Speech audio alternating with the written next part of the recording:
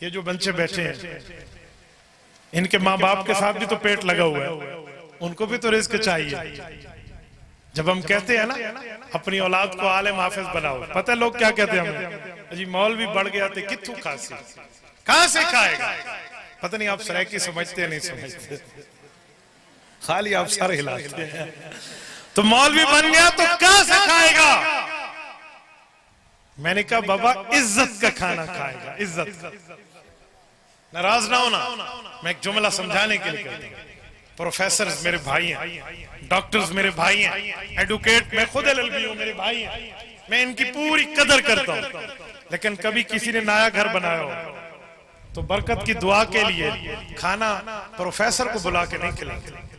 ये नहीं कहते वकील साहब को बुला लो, जज को बुला ले, डॉक्टर साहब को बुला ले, घर में बरकत हो जाएगी। सब कहते हैं मौलवी को बुला लो, अल्लाह के कुरान वाले को बुला लो। आप कैसे कहते हैं खाएगा कहां से, वो इज्जत का खाना खाएगा। आम बंदा 2 दिन किसी के घर खाना खाए, लोग कहते हैं टुकरेला हो गया, ये तो हमारे घर रोटी खा रहा है। लेकिन मौलवी को खिला के भी कहते हैं शुक्रिया, जज़ाकल्लाह, आप हमारे यहाँ आए। ये कितनी इज्जत है।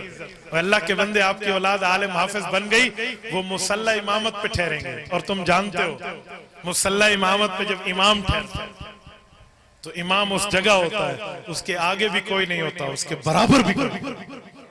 कितना मकाम है, कितना रुतबा है इल्म का। तो अपनी औलाद को आलिम हाफिज बनाओ, रिज़्क की कमी नहीं है। मैं मिसाल समझाने के लिए कहता हूँ,